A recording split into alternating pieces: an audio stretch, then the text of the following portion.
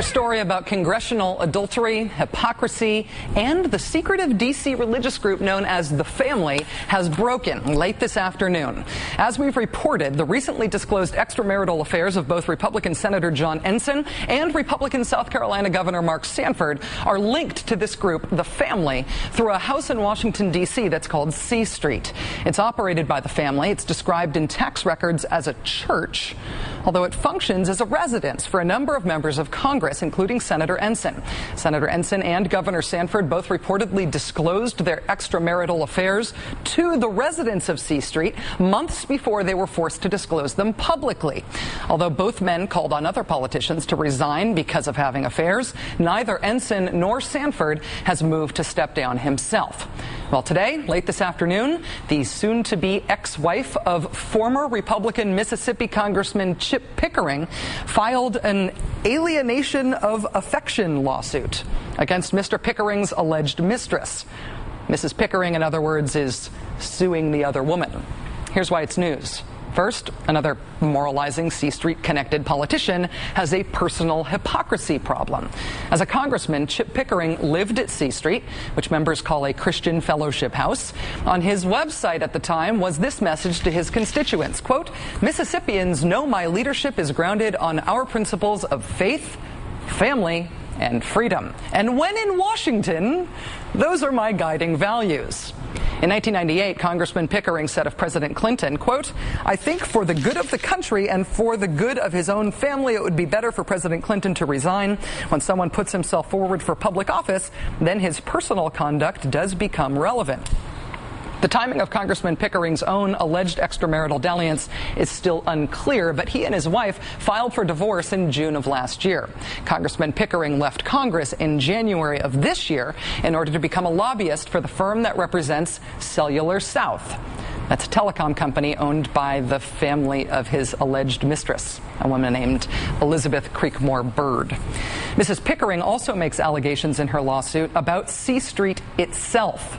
Point 4 of her complaint against the other woman alleges that, quote, "Some of the wrongful conduct on the part of Creekmore Bird occurred and accrued in the 1st Judicial District of Hinds County, Mississippi, as well as Washington, D.C., at the C Street complex."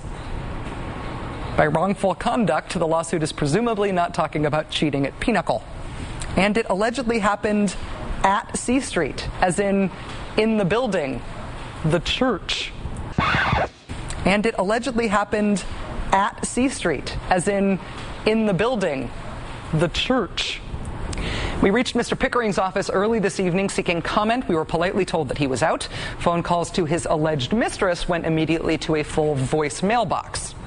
Now, personal hypocrisy by politicians who campaigned for office on the basis of their own purportedly superior morality, who called for resignations over the marital sins of others, even as they stayed in office during their own, that sort of hypocrisy is newsworthy on its own terms. But in this case, it ties into what's turning out to be this political story of the summer. It ties into and further fleshes out the picture of this secretive religious group that's tied overtly to 2 political sex scandals and allegedly to another. A group that literally provided facilities in which members of Congress could be counted on to keep their affairs out of the public eye. Joining us now once again is Jeff Charlotte. He lived with members of The Family for a year as part of reporting he did for Harper's Magazine. That reporting turned into the book The Family, The Secret Fundamentalism at the Heart of American Power, which is out now in paperback. Jeff, I know you are trying to go on vacation. I promise I will stop bugging you after tonight as long as no more C Street scandals break out, okay? They just won't stop, will they? They're not going to let us take a break. It's amazing. All right, this lawsuit filed today, it alleges that Congressman Pickering and his mistress had an extramarital affair while living in C Street. From what you know about C Street and the living arrangements there, could people be secretly carrying on an affair actually in the house? Absolutely. They speak of the house as a refuge, as a place that they can go to in Washington where they can have the kind of privacy that they don't have anywhere else in their lives. And at the same time, they combine that with an oath to protect each other's secrecy, as fellow C Streeter Zach Wamp we were talking about the other night. It said we take an oath of secrecy. In fact, one article by a former member of the family talked about the wives of C Streeters and the wives of members of the family. And one of the wives describes it like this. She says, I'm very comfortable with the idea that in my husband's life, first come his brothers in the family, and then come me. So these the family calls itself a Christian mafia, but there's a level in which when you're at the C Street house, it's almost like a fundamentalist frat house. Well, yeah, in more ways than one. At this point, if the allegations in this lawsuit are true, when we talked last about the enthusiastic secrecy of the family, how that's part not only of the sort of operating philosophy that they have about power, but also about their theology. It's these members of Congress living together, swearing to tell one another their secrets, but not to tell anybody outside the group. You and I talked last night about whether, hypothetically, members of this group would feel obliged to report it if one of them confessed to a crime. Now I want to know if it's possible that this group and this physical house operating under these secrecy rules could be something like a safe house for things that members of Congress wanted to get away with, whether it was a crime or an affair or something else that they knew was going to be trouble for them. Well, it's something else that I think we need to be looking at. And yes, I think you're absolutely right. And you mentioned that former Congressman Pickering is now a lobbyist for Cellular South, the company that is the company of his mistress. Another C Streeter, Representative Steve Largent, we were talking about the other day, is in the meantime left Congress to become the head of the big lobbying association for that industry. And in that capacity, he's been inviting and paying for Congressman Pickering and Senator Ensign as well to go on trips. We want to know is these are trips related to their issues, so is the mistress going along with this? The bottom line that we see in that is whether it's personal infidelity or any other issue, the family sees their oath to one another as more important than their accountability to the public. Yeah.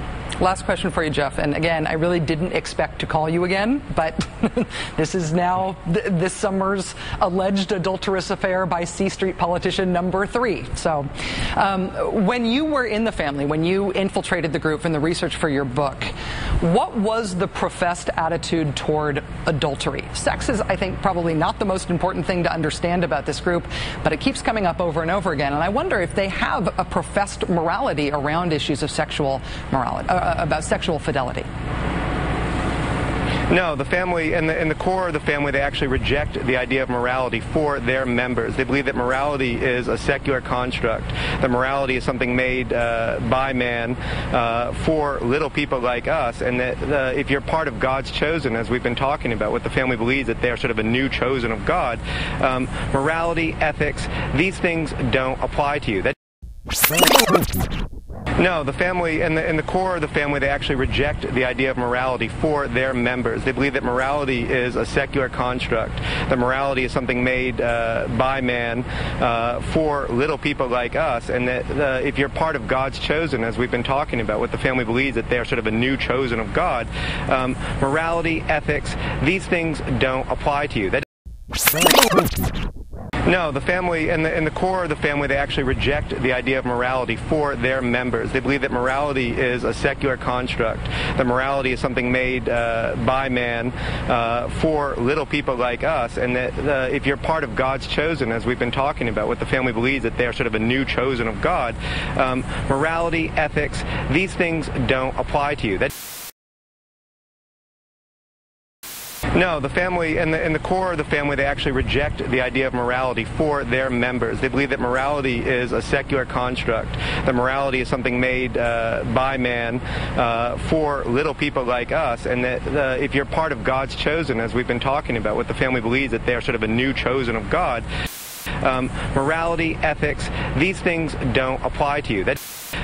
Morality, ethics, these things don't apply to you. doesn't mean that they endorse adultery. It just means that they're not paying attention as much to it. And then you combine that with, frankly, a fairly misogynist viewpoint. They subscribe to an idea of male headship. In some of their documents, Doug Coe, the leader of the group, was actually advising another member on what to do with his wife, who the member felt was demonically possessed, and Doug Coe said that's quite possible. The symptoms were, and there's just no way to make this sound, respectable. The symptoms were that the woman was complaining that she wasn't sexually satisfied by her husband. That was, to them, a symptom of demonic possession. I mean, it sounds crazy, and it would be silly if it weren't happening right in the middle of Washington with these men who are so powerful, who are congressmen, and then lobbyists, and this revolving door that seems to be facilitated by the family.